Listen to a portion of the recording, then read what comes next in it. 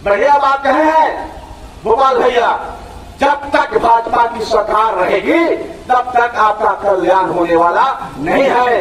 भाजपा पूंजीपतियों की सरकार है, व्यवसायियों की सरकार है। इतना पैसा कहां से आता है चुनाव में उसको खर्च करने के लिए? आदरणीय राजू भाई का पेट्रोल पंप खुल सकता है, आदरणीय राजू भाई का कोल्ड स्टोर खुल सकता है, आदरणीय राजू भाई का चीनी मिल खुल सकता है, लेकिन आदरणीय राजू भाई किसी गरीब अनाज के बच्चों को पढ़ने के लिए अनाथ विद्यालय की स्थापना नहीं करा सकते हैं। क्यों? कौन पूछेगा उनसे? बालकनाथ शहरी पूछेगा। आपके बल पर, किसके बल पर? आपके बल पर। क्यों नहीं कोई यहाँ अस्पताल खोला जिसमें गरीबों का इलाज हो सके? एक गरीब इतना कट गया है तो रेफर एसकेएमसीएच, इतना कट गया है तो रेफर एसकेएमसीएच। बुखार 102 थर्मामीटर में आ गया तो रेफर एसकेएमसीएच। काहे का विधायक हो तुम यार, काहे का मंत्री हो? ये तुम साधारण अस्पताल की व्यवस्था नहीं करा सकते हो। क्यों तुमको वोट देगा गरीब?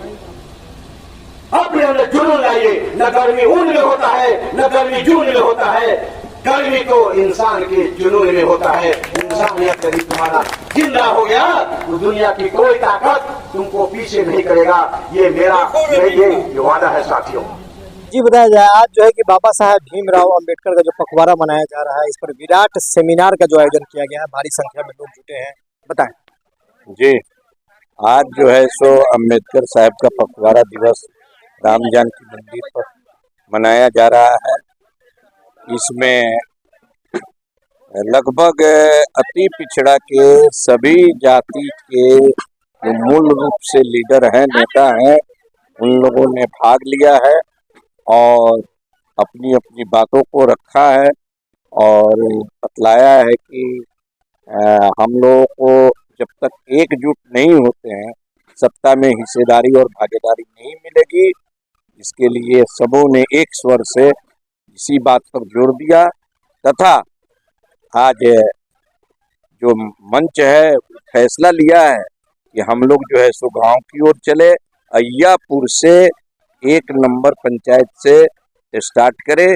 1 मई से हम लोगों का कार्यक्रम जो है सो अय्यापुर से संगठन को मजबूत करने और अपने हिस्से की हकदारी के लिए। और हमें इतना ही नहीं, ये विधानसभा लड़ने की बात नहीं है, विधानसभा में अति पिछड़ा का भी आरक्षण पंचायत और नगर के हिसाब से मिलना चाहिए। उन्होंने जो आरक्षण की व्यवस्था किया था, इससे हमारी आर्थिक और सामाजिक स्थिति मजबूत हुई कि नहीं हुई? कैसे होगा? इस पर प्रकाश डालेंगे श्री बिंदा माता जी, इस बैनर के अध्यक्ष। अम्बेडकर की जयंती पखवाड़ा के रूप में हम लोग आज मना रहे हैं। इसकी अध्यक्षता करते हुए मंच पर उपस्थित सभी पदाधिकारीगण, डॉक्टर साहब, गीता कुमारी, डॉक्टर राजकुमार महतो जी, गोपाल भारती जी, राजेश इंजीनियर राजेश सहनी जी, रामजय जी, सत्यनारायण महतो जी, रामनाथ पासवान जी, काशीनाथ महतो जी, पत्रकार गोविंद जी, बालकनाथ साहनी जी, शंभू शाह जी, कमलेश जी, शिवचंद्र जी, सनफुल जी, दिनेश महतो जी, सुरेंद्र महतो जी, सुनील जी तथा भाइयों सभी का इस मंच पर हार्दिक अभिनंदन स्वागत करते हैं। आज बाबा साहब जो संविधान निर्माता रहे हैं, उनकी जयंती पखवाड़ा के रूप में मनाने के संबंध में आज हम लोग यहाँ इकट्ठा हुए हैं। सर्वप्रथम आप सबों से निवेदन है कि यह जो बाबा साहब जिन्होंने संविधान का निर्माण किया, निर्माता रहे और उनकी जो सोच थी, उस सोच को इस रूप, इस धरती पर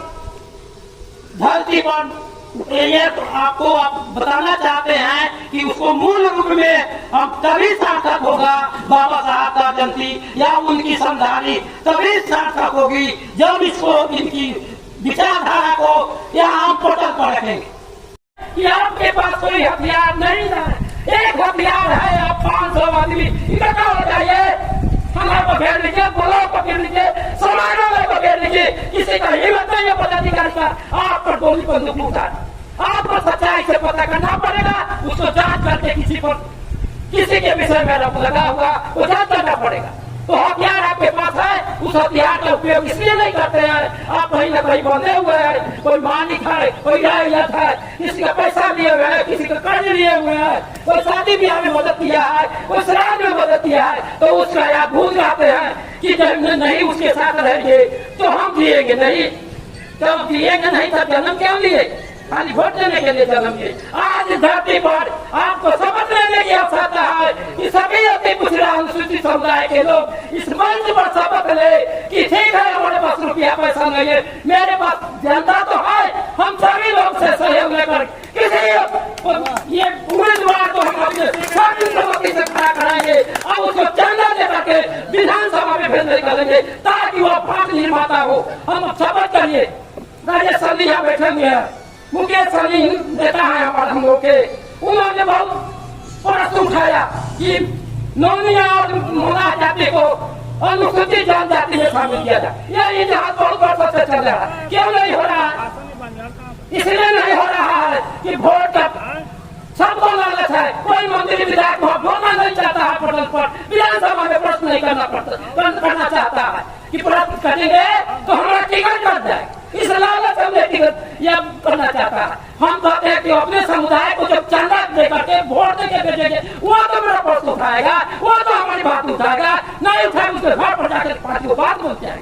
आप पैसा देकर के वोट देते हैं, वो उम्मीदवार जीत जाता है, जेली बड़ी कोई उम्मीदवार की बात मैं करता हूँ जीत जाता है, उसके हाथ ताव में आप नहीं बोलिएगा कि हमारा काम नहीं कीजिएगा तो आपको रोड पर घेर लेंगे, इसलिए आपने पैसा देकर वोट दिया। इसलिए मैं यही कहना चाहता हूँ कि आज इस मंच पर बहुत खुशी की बात है, इस मंच पर सारे बुद्धिजीवी लोग साहेब के विधानसभा में जो रहते हैं वह उपस्थित है। हम इन लोग से साझा अनुरोध करेंगे, सारे शिकवा शिकायत भूल को मिटा करके आप हम इस पदक पर हम लोग कसम है कि किसी एक उम्मीदवार के पक्ष में हम लोग वोट देंगे और भारी बहुमत को मिटा करके हरा करके हम अपने उम्मीदवार को भेजने का कष्ट करेंगे। इन्हीं बातों के साथ अपनी बात को समाप्त करते हुए जय भीमराव अम्बेडकर साहब। क्यों ये भी जान लीजिए, आप समझ लीजिए, यदि यहाँ हमारी हत्याएं हुई है, हमारे लोगों को मारा गया है, तो ऐसे लोगों की हत्या हुई है भाई साहब जो थोड़ा सा खुनखुनाया है चुनाव लड़ने के लिए या उसको रिप्लाई देने के लिए। आप सभी लोग इस बात को जानते हैं। क्यों हो सकता है कल मेरी भी हत्या हो जाए, कोई गवर्नमेंट को रिटर्निंग टिकट लेकर के आया या देर चला हुआ चल जाएगा। साहस रखिए, साहस रखिए, जवाब को दिया जाएगा, जवाब उसको दिया जाएगा।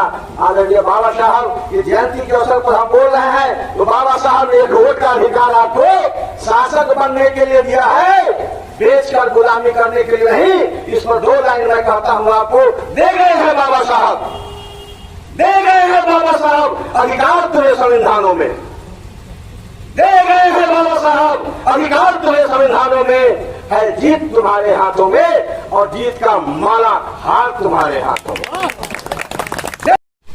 0 से लेकर के 6 साल तक के बच्चों को पोषाहार, उसको एक छोटी सी अच्छी शिक्षा देने का एक सफल प्रयास आंगनबाड़ी के माध्यम से किया जाता है, जिसमें दलित अति पिछड़ा और हमारे गरीब के बच्चे पढ़ते हैं, जिसका 8 करोड़ 40 लाख रुपया कहा जाता है। बात सत्ता पक्ष का विधायक है तो विपक्ष में जो चुनाव लड़ने के लिए गठबंधन से जो लोग तैयार है उसके मुंह में दही जमा हुआ है कि मेरे तो हक अधिकार की बात नहीं उठाओगे।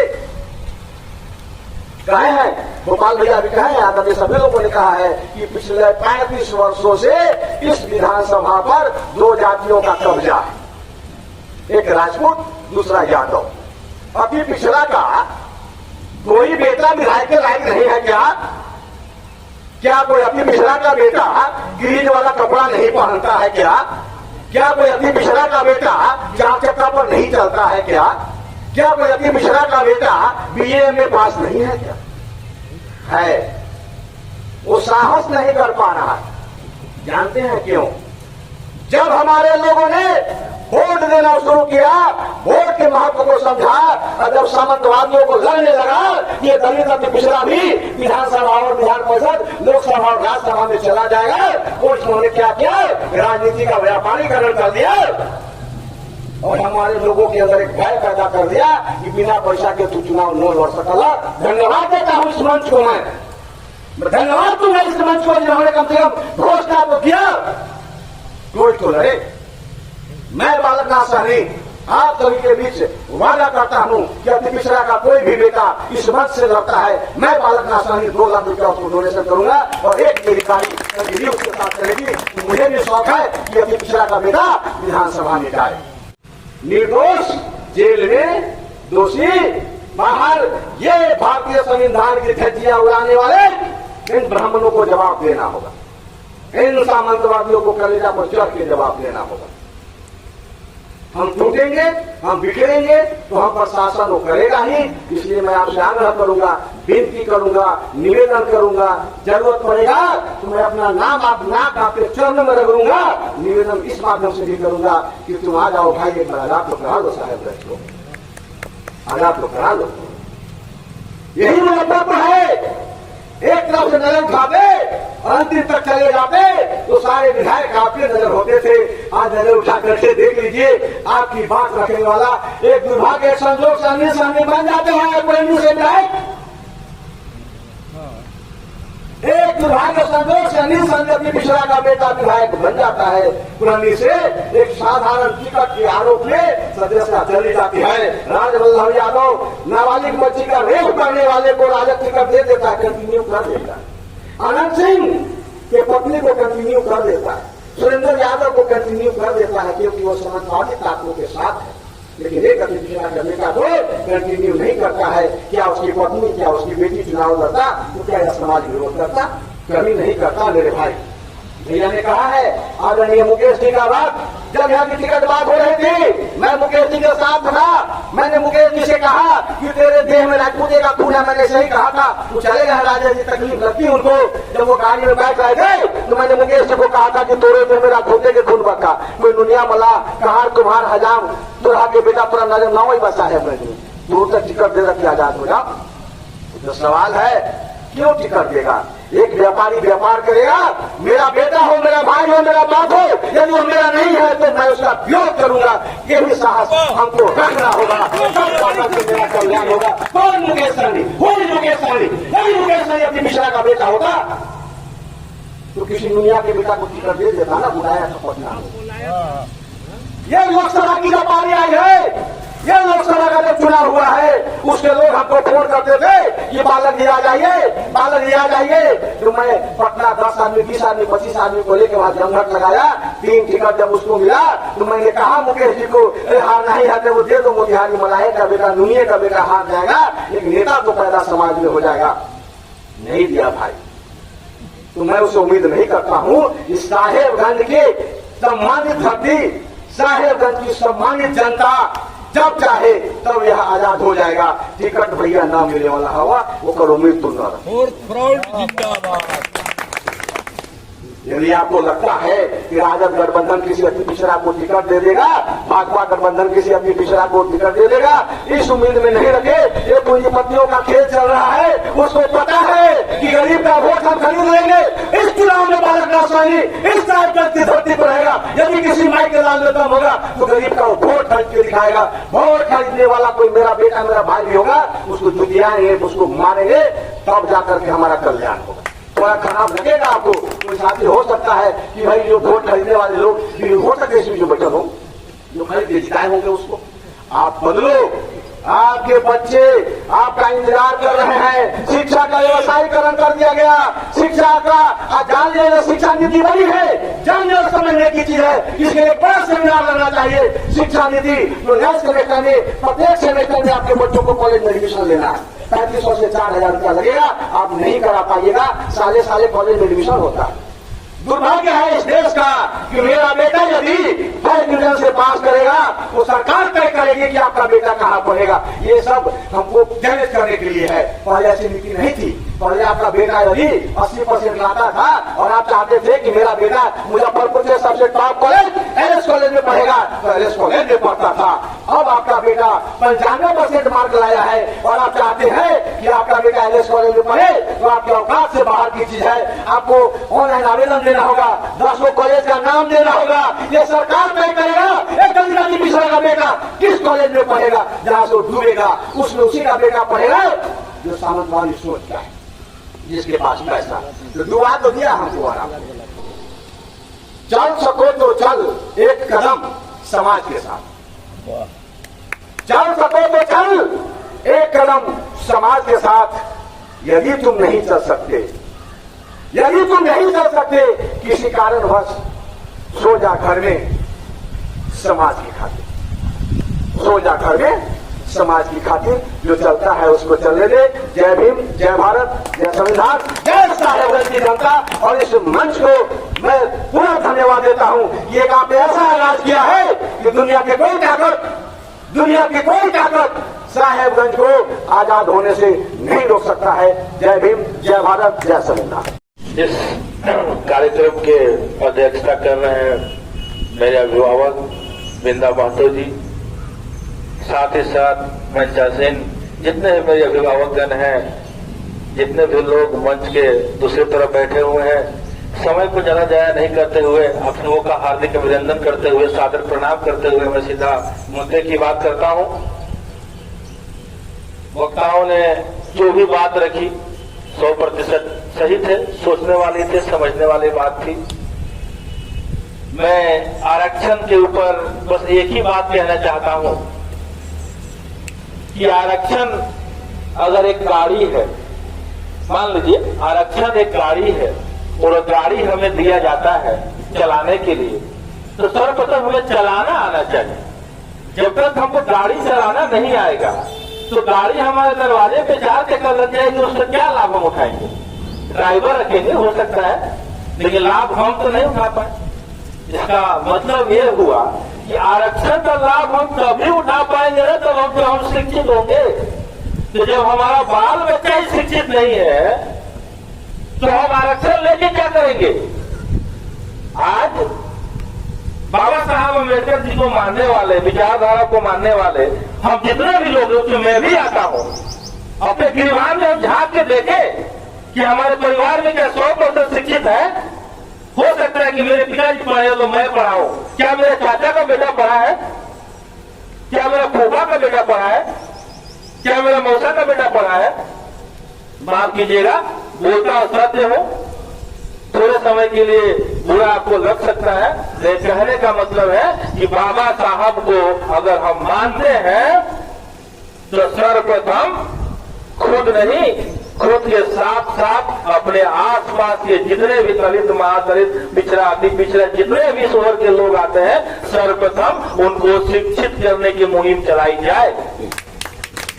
मैं गर्व के साथ कह सकता हूं कि जिस बैनाथपुर में मैं रहता हूं, उसी बैनाथपुर की एक बच्ची यहाँ बैठी हुई है जो 250-300 दलित, महादलित बच्चों को निःशुल्क शिक्षा देती है। मुझे गर्व के साथ कह रहा हूं कि ऐसी बच्ची अगर हर समाज में, हर एक गांव में हो और ऐसी बच्चियों का सहयोग अगर दिया जाए, मनोबल बढ़ाया जाए, तो 2 साल, 4 साल, 5 साल, 10 साल के अंदर हर एक दलित, महादलित टोला, पिछड़ा, अति पिछड़ा का टोला शिक्षित होगा। इसमें कहीं से कोई दो राय नहीं है।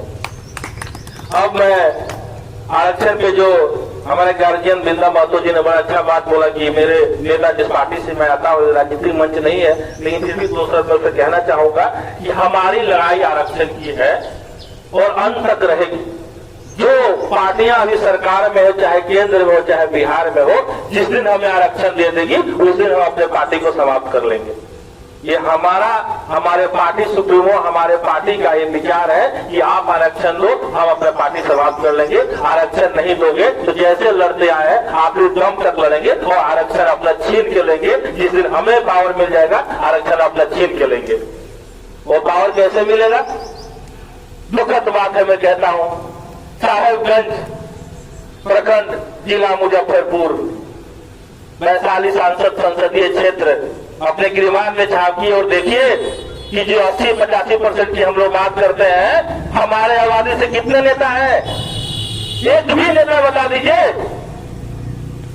चाहे आप लोग ब्लॉक से लेके, विधानसभा से लेके लोकसभा तक इस क्षेत्र को लेकर देख लीजिए, तो हम अपना क्षेत्र नहीं संभाल पाए, हम अपने क्षेत्र से हम एक व्यक्ति को नहीं दे पाए जो हमारे आवाज को सदन में उठाएगा, तो हमारा आरक्षण कैसे ले सकते हैं? कौन करेगा हमारे आरक्षण की मांग? जब तक हम जैसे, आप जैसे लोग अपने लोगों के लिए बोलना नहीं सीखेंगे, आपको सदन नहीं मिलेगा, तब तक आपको आरक्षण नहीं मिलेगा। ये जान लीजिए। आप कितनी भी सभाएं कर लीजिए, कितनी बातें कर लीजिए, लेकिन जो लोग लोकसभा में बैठे वो अपने लोगों के आरक्षण की बात करते हैं। क्या आपको पता है 10% आरक्षण में संशोधन हुआ है स्वर्ण समाज के लिए? जानकारी आप लोगों को नहीं होगी। लोकसभा का आप उठा कर देख लीजिएगा, 4 से 5 से 6 महीने पहले हुआ, आप लोगों को जानकारी भी नहीं होगी। और हम लोग चिल्ला रहे हैं कि हमें आरक्षण दो, और हम आज भी वहीं खड़े हैं। क्यों? क्योंकि हमारे लोग सदन में नहीं है, और जिस दिन हम पहुंचेंगे उसे निश्चित तौर पर हमारी बात होगी। अब एक और हमारे बड़े भैया कह रहे थे जो बिकने खरीदने की बात है। देखिए 2-4 लोग हम में क्या बिके, हम सब बदनाम हो गए। दिन दूर नहीं है कि जिस दिन हम में से हर एक व्यक्ति अपने बच्चे के भविष्य के बारे में सोचेगा, उस दिन बिकेगा नहीं। 5 सालों में 60 महीने होते हैं, 60 महीने में दिन काउंट कर लीजिए कितना हुआ। चुनाव से 2 रात पहले 2 या 4 लोगों में वो बिकने का जो लगता है कि 2-4 लोग बिके हैं। 5-4 साल 11 महीना और 25 दिन हर एक व्यक्ति अपने कमाई के खाता है, अपने कमाई का पीता है। 4 दिन के लिए मन क्या बदलता है कि हम फिर 4-5 सालों के लिए गुलाम बन जाते हैं। याद रखिए साथियों, अभिभावकों, मेरे युवा साथियों, ये लड़ाई मेरी नहीं, ये लड़ाई आपकी नहीं, ये लड़ाई आपके आने वाले कल की है, आपके आने वाले बच्चों की है, आपके आने वाले नस्ल के लिए।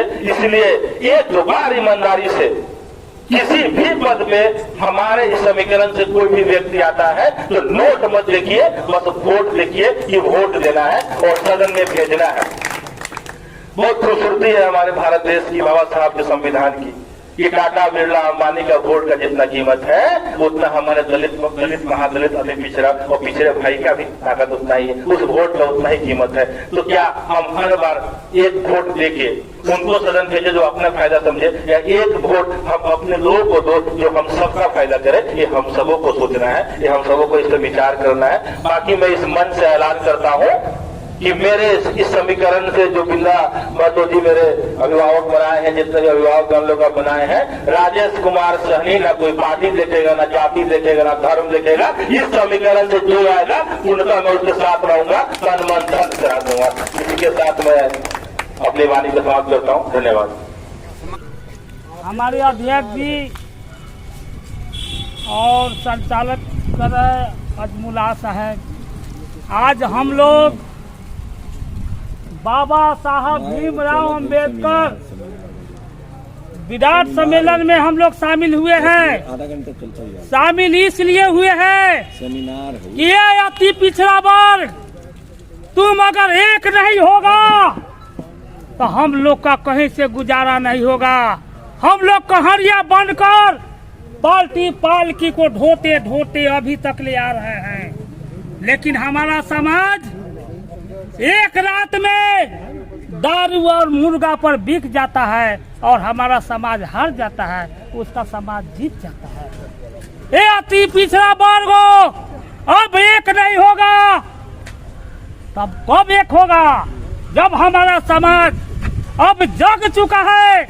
बिंदा महतो जैसे लोग, राम जय भाई जैसे लोग, भोपाल भारती जैसे लोग, बालक साहनी जैसे लोग अब लोग जग चुका है, तो अब तुमको जगना पड़ेगा।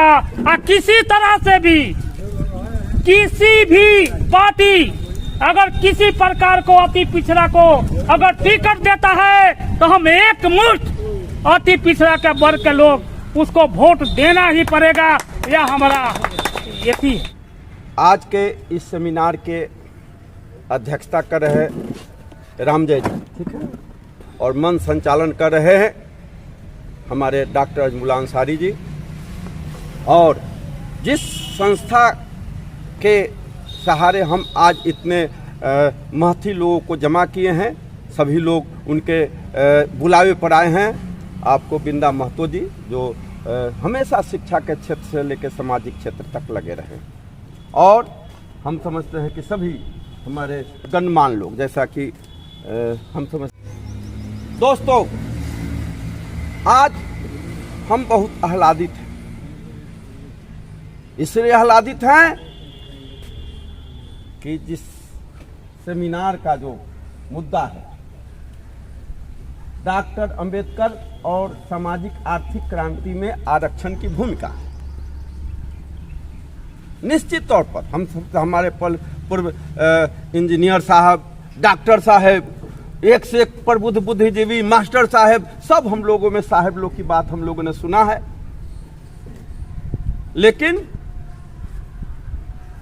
एक हमारे जन कवि थे कामरेड गोरख राम जी, जो 2 डबल MA थे, और उनकी कविता हमको याद है, मांस के पथार पर गीध रखवार। क्या डॉक्टर साहब, आप सभी लोग सुने होंगे। तो मांस के पथार पर गीध रखवार का मतलब क्या है? तो आज के इस सेमिनार के जो विषय वस्तु है आरक्षण की भूमिका, तो इस देश में अगर मांस को आरक्षण मानिएगा तो गिद्ध के रूप में केंद्र और राज्य की वर्तमान सरकार मानना पड़ेगा, और हमारे आरक्षण पर गिद्ध की दृष्टि भारतीय जनता पार्टी या NDA या उनके लोगों की नजर लगी हुई है। निश्चित तौर पर हम स्वतंत्र हैं, पहले भी स्वतंत्र थे और आगे भी स्वतंत्र रहते हैं।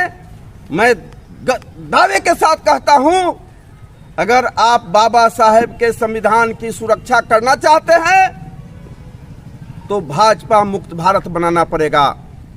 आप चाहते हैं कि बाबा साहेब के द्वारा जो लिखित संविधान है, जो समाज के 85% लोगों के हिफाजत के लिए लिखी गई थी, अगर आप चाहते हैं कि बाबा साहेब का संविधान लागू रहे और संविधान पर खतरा नहीं हो, इसके लिए भाजपा मुक्त भारत बनाना पड़ेगा।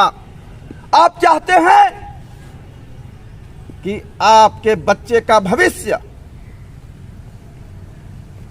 में खुशहाली हो, उनकी पढ़ाई लिखाई हो, उनकी पढ़ाई दवाई हो, और उनको नौकरी और रोजगार मिले, तो भाजपा मुक्त भारत और बिहार बनाना पड़ेगा।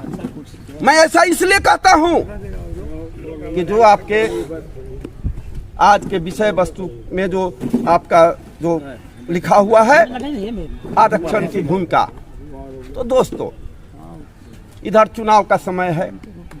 मैं लगातार देख रहा हूं कि जब जब चुनाव आता है तो बाबा साहेब भीमराव अंबेडकर साहेब को मानने वाले की संख्या बहुत ही इजाफा हो जाता है। अंबेडकर साहब के बाद कर्पूरी ठाकुर जी के मानने का बने, और कई तरह के जो समाज में क्रांति लाकर समाज के अंतिम पावदान के लोगों के बारे में सोचने। लेकिन हमको देखना है कि चुनावी वर्ष में कौन लोग बाबा साहब को ज्यादा याद किया है। वही लोग ज्यादा याद कर रहे हैं। अब उनका दल क्या है मैं नहीं कहूंगा। जो लोग बाबा साहेब के गले में घंटी बांधकर घुमाने का काम करते थे, वही लोग इस बार ज्यादा उनको बाबा साहब को याद कर रहे हैं। वही लोग जो बाबा साहेब को अपने विद्यालय में टेबल कुर्सी पर नहीं बैठने देते थे और बाहर खिड़की के सामने बाबा साहब को पढ़ने का माने मौका मिलता था, वही लोग इस बार ज्यादा। और बाबा साहब के अंबेडकर साहब के संविधान पर जो नौकरी करने हम लोगों ने देखा है कि जब दलित का लड़का और अति पिछड़े का लड़का जब स्कूल में मास्टर बनकर आता था तो गांव में लोग कहता था कि बताइए हमारा बने इस स्कूल में दलित पढ़ाएगा हमारा बेटा, तो उसको पानी तक नहीं पीने दिया जाता था और अपने बच्चे को इस स्कूल से हटा दिया जाता था, क्या है कि वो दलित मास्टर के सामने हमारा बच्चा नहीं पढ़ेगा। क्या ये सच्चाई है कि नहीं है? तो वही लोग आज अंबेडकर साहब और कर्पूरी ठाकुर को ज्यादा याद कर रहे हैं। हमको समझना पड़ेगा। ठीक यहाँ हमारे कुछ वक्ताओं ने कहा कि वोट का समय है, 2 मशीन है, हम लोग वोट देने वाले मशीन है, और आजादी के बाद नाम मैं नहीं लूंगा, आप देख रहे हैं कि आजादी के बाद कौन लोग एमएलए बनते रहे।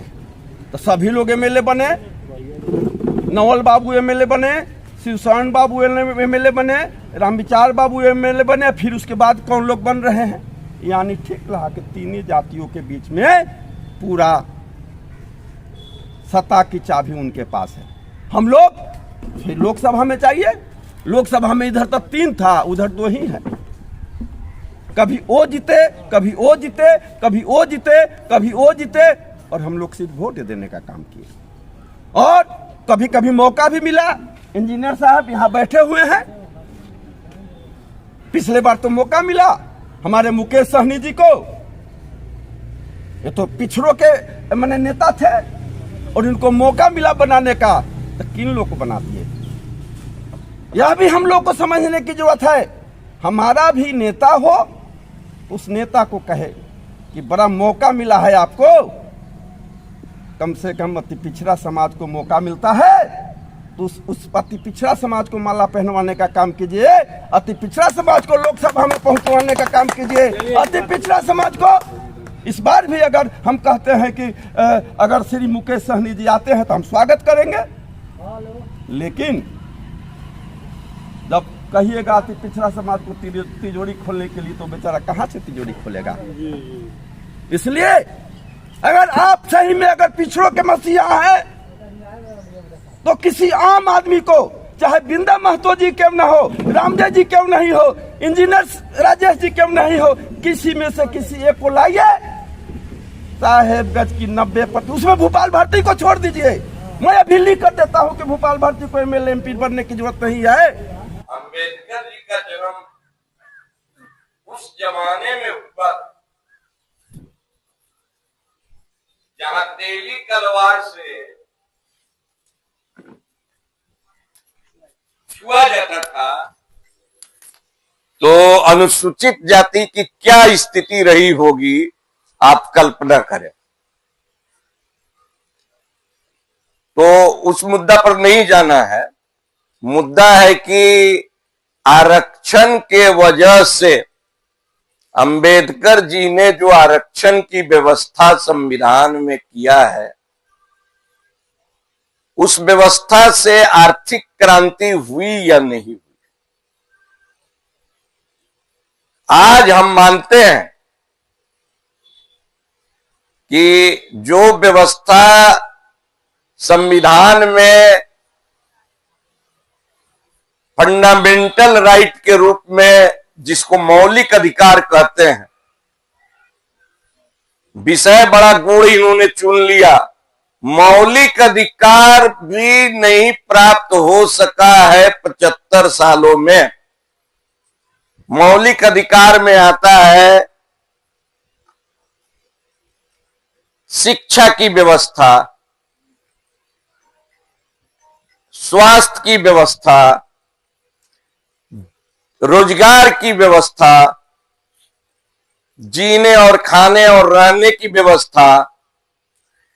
आज लगता है कि इतने दिनों के बाद भी हम 5% लोग भी सक्षम नहीं हैं। जहां तक 65% आबादी में 1% लोगों की आर्थिक स्थिति अच्छी है और राजनीति से कोसों दूर है। आज 65% की बैठक हम लोगों ने रखा है, उनके पास राजनीति चेतना है ही नहीं है। और चेतनशील बनाने का काम हम लोग जैसा आदमी, भारती जी जैसा आदमी, हमारे रामनाथ जैसा आदमी, अजमूला जी जैसा आदमी 30 बरस से इस बाबा साहेब को लेके हम लोग घूम रहे हैं। जागरूकता हुई है, बाबा साहेब के प्रति जागरूकता हुई है, इसमें कहीं से कोई दो राय नहीं है। लेकिन 14 तारीख को पखवाड़े भर जैसे ही चुनाव आएगा, चुनाव के रात में एक हमारा ईमानदार सशक्त अपने समाज का कैंडिडेट होता है। सारे लोग सोचते हैं कि वोट कास्ट करना है, इस बार हमको तो जवाब देना है मनुवादी का। जैसे ही वो रुपया लेके उसका आदमी आप ही में दलाल पैदा करता है और हमारे सारे लोग बिक जाते हैं। तो राजनीति चेतना जो है सो की कमी है। जब तक राजनीति चेतना नहीं होगा तब तक आर्थिक मजबूती नहीं होगी। बीपी सिंह ने सत्ता को जाने दिया, कहा 85% लोगों तिजोरी नहीं तख्त चाहिए। सामाजिक क्रांति जिंदाबाद, आर्थिक क्रांति जिंदाबाद, इनकलाब जिंदाबाद।